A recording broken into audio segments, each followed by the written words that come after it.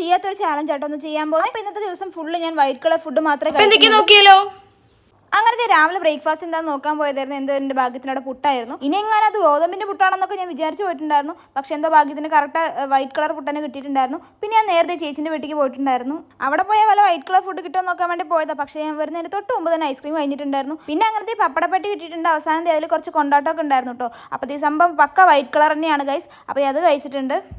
അങ്ങനെ വീട്ടിലേക്ക് എത്തിയപ്പോഴും ചെറുതായിട്ടൊന്ന് പണി വളർന്നിട്ടുണ്ടായിരുന്നു. അമ്മ മഞ്ഞ കളറിലൊക്കെ മീൻ വറുത്തിട്ടുണ്ട്. പക്ഷെ എന്തായാലും ഞാൻ ഫ്ലഷ് മാത്രം ഞാൻ എടുത്തിട്ടുണ്ട്. ഇനി അങ്ങനെ പ്രത്യേകിച്ച് തിന്നാനൊന്നും ഇല്ലാത്തതുകൊണ്ട് ഞാൻ അടുക്കളയിൽ പോയിട്ട് നോക്കുകയായിരുന്നു. അപ്പോൾ എൻ്റെ അടുത്ത് കുറച്ച് ഉപ്പൊക്കെ ഉണ്ടായിരുന്നു. പിന്നെ തിന്നാൻ പറ്റില്ലല്ലോ. പിന്നെ അവസാനത്തെ കുറച്ച് അവല് കിട്ടിയിട്ടുണ്ടായിരുന്നു ഗൈസ്.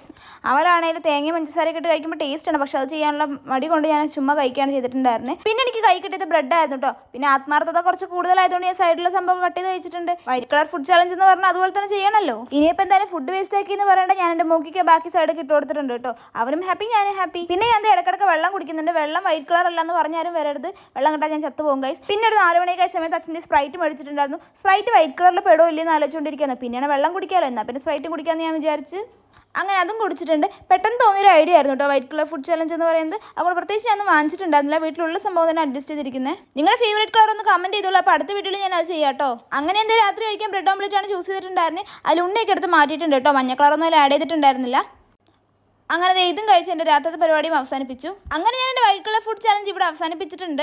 അപ്പോൾ എന്തായാലും ഇന്നത്തെ വീഡിയോ ഇത്രയുള്ള ആരെങ്കിലും സബ്സ്ക്രൈബ് ചെയ്ത് കാണുമെങ്കിൽ സബ്സ്ക്രൈബ് കൂടി ചെയ്യണേ. അപ്പോൾ നമ്മുടെ നെയിം മീറ്റിംഗ് ചലഞ്ചും കളർ ഫുഡ് ചലഞ്ചൊക്കെ വീണ്ടും തുടർന്നുകൊണ്ടിരിക്കും. അപ്പോൾ അടുത്ത വീഡിയോ കാണുന്നവരെല്ലാവർക്കും ബൈ.